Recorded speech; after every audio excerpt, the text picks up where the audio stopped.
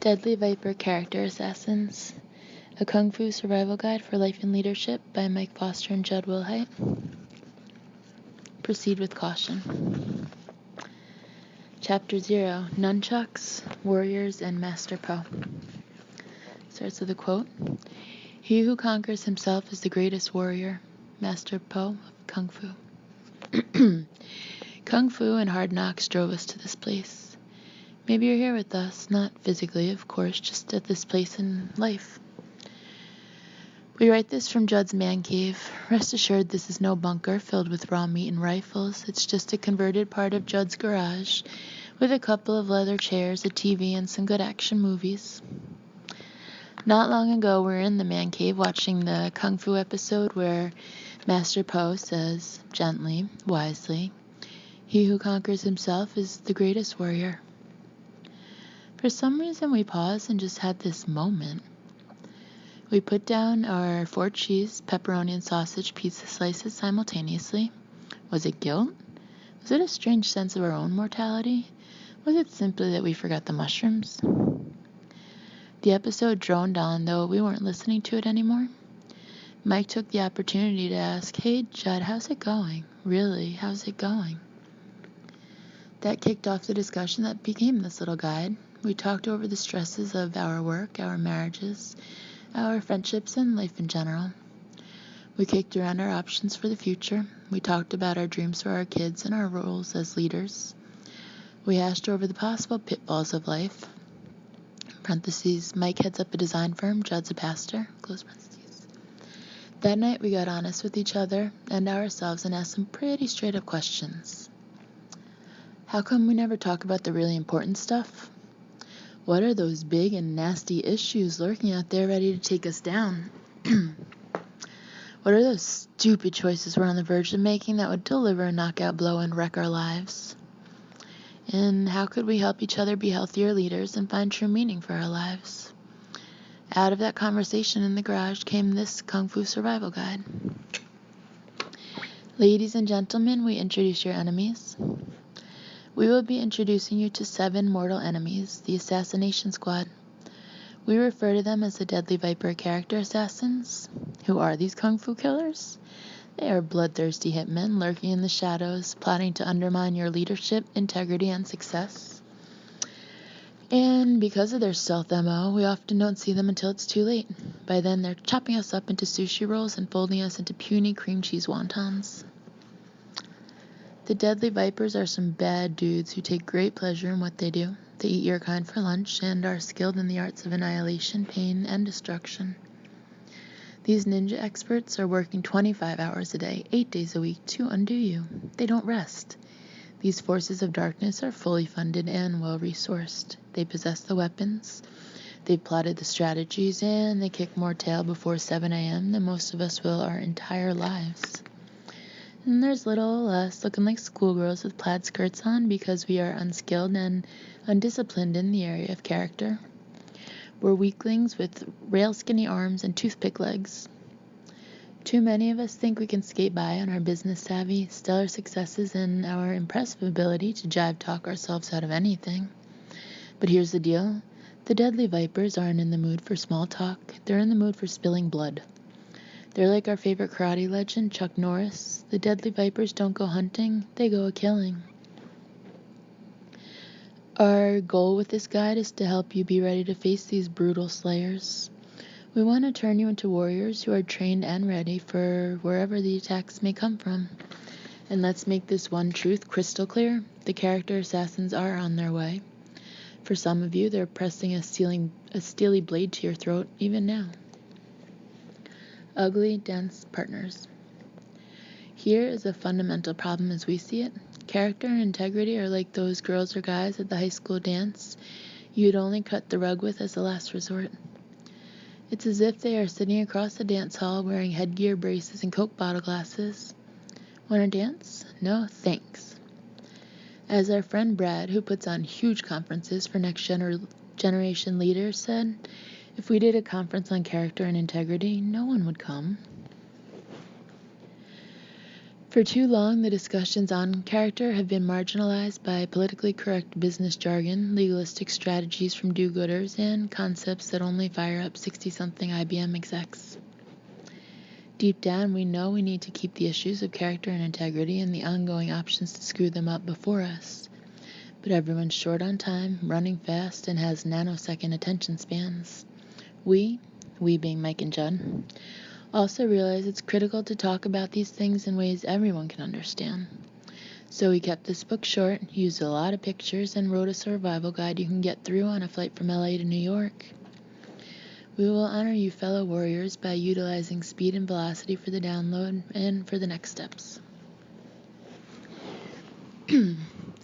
Character for the rest of us. Deadly Viper Character Assassins is a simple book on character for the rest of us.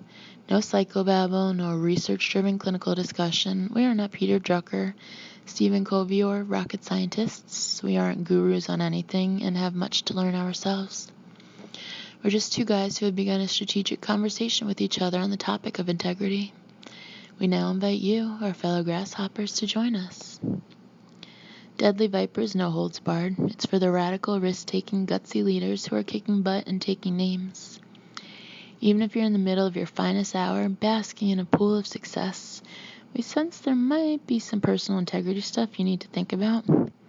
It's very possible your character weapons have dulled and your integrity muscles have become flabby and soft, and you haven't even noticed. Without doubt, some of you are stuck right now in a pretty ugly situation. You've been sliced and diced by a character assassin and you made some deadly miscalculations. Maybe you've been publicly humiliated and branded a cheat, a liar, and a first-class loser. Perhaps your fair weather friends have stopped calling in your time of need and you feel the eyes of condemnation on you. As wounded leaders, you may believe the only job you'll ever get in the future will be at your local McDonald's managing how many chocolate sprinkles to shake onto a customer's McFlurry.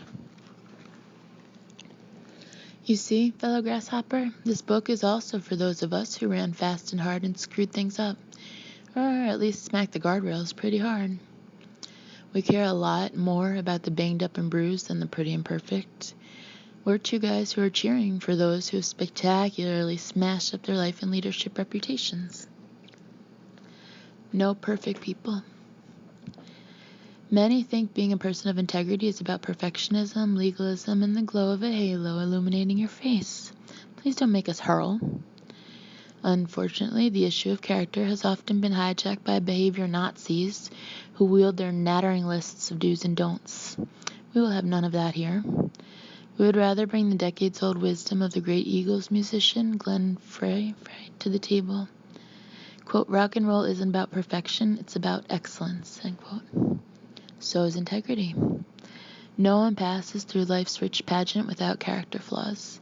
No one bats 1,000 in integrity either. See, whether it's big or little stuff, we all got stuff. Maybe we underreport our taxes, exaggerate successes, say things we don't mean, carry on an illicit affair, or take advantage of people. Or maybe we steal pens and paper from the office, surf porn during work hours, enjoy gossiping and undermining people, rip our kids off with the lack of quality time, or bail on friends in their time of need. Bottom line, we're all a mess and we all have character issues. The destination will come, the journey is now. Ralph Waldo Emerson wrote, quote, the force of character is cumulative, end quote. We need leaders to slip into a rhythm of making right choices. Imagine character just naturally flowing from you because you've trained and disciplined your mind, body, and soul. Choosing honor, nobility, and the good can become extensions of who we are. We reject the small-minded, ineffective approach of those who focus simply on specific bad behaviors and miss the lifestyle approach. All of us want to get to the point where living with integrity is as simple as clubbing baby seals over the melon. Parentheses, by the way, we love baby seals, so don't miss our point. Close parentheses. You can get good at this if you want to, but ultimately it's your choice. It will come with a cost and there will be sacrifice. You can treat this like all those other nice thoughts or leadership concepts. you've heard from well-meaning folks, or you can train your mind, body, and soul to flow with integrity. Mistakes, grace. More mistakes, greater grace. Let's start here. Life is about mistakes, grace, more mistakes, and then greater grace. Character isn't a destination, but a journey toward becoming a more whole, complete, and healthy leader. If you think you got it all together, please put this book down immediately. Dial 1-800-I'm-so-great. Wait for the beep and tell the lovely operator standing by how you figured out all you figured out. In your case, this little guide will be an utter waste of your time. But if you are looking to be a better leader, friend, or person, want to learn a couple things about the pitfalls of life, have messed up and aren't sure where to go from here, we have some good news, some sweet tips, and a few insights on how we can grab hold of sustained meaning for our lives. Radical grace and radical integrity. We believe in radical grace as much as we do radical integrity. A true warrior lives in both sun-like states, so let us be blunt with you. If you don't give grace or mercy to the defeated, you are not a noble leader. Consider the end of a great kung fu movie where the hero has conquered his opponent and we eagerly await the fatal martial arts blow. It's time for the chop-chop of the loser's head. But the hero doesn't do it. He restrains himself. Why? True warriors live above vengeance and judgment and embrace the principles of mercy and grace. A society that takes pleasure in the failures of others lacks honor and dignity. Unfortunately, every day we indulge our fix for gossip and scandal by buying the tabloid rags that tell tales of a pastor's gay sex scandal, a celebrity's mental breakdown, or a politician being caught in bed with a $50 hooker and a crack pipe. We are a putrid people if we enjoy this sludge and are entertained by the downfall of our fellow person. It is not the way of the warrior. It lacks beauty, honor, and strength. No lone rangers. It's also important to understand this book isn't just about you and your deal. Character is both a personal and a community concept. If you are a person of great character, all those around you benefit. The organization, the relationships, the families, they all win. If you lack character, everyone pays. The building of character is a community thing. There are no lone rangers. We need to train together, fight together, and watch each other's backs. True leaders make tough decisions to battle for integrity together, no matter how inconvenient or how it may stretch us. Most of us are simply not inclined to talk about our struggles, our inadequacies, and our vulnerabilities with each other. This is counterculture, but we must. We must defend each other in this battle and carry each other's burdens. If Judd was ever to be peering at the tip of a saber belonging to a character assassin, without question Mike would fiercely battle for his friend. If Mike was in a potentially deadly place, Judd would do the same. We are linked together, each and every one of us. If you're not willing to defend and come to the aid of a wounded, struggling, even fallen leader, then your character is vacant and empty. If you lack the guts to risk your personal reputation for someone else, then Master Poe rejects you. And yes, we are dead serious. In fact, we're not sure there's anything more cowardly, more anti-warrior, less noble than attacking an obviously bruised leader or standing on the sidelines, silently and smugly taking the spectacle of it all. The Grand Master Challenge. Our basic conclusion is that we need to make character and integrity the priority. We need to train, get ripped, and be ready for the fight. You want to rock the world, Grasshopper? Then make these issues the foundation for life. So, we're asking you to make a choice and a decision right now. We're asking you to go balls out with us and become warriors, fighters, and black belts in the art of integrity.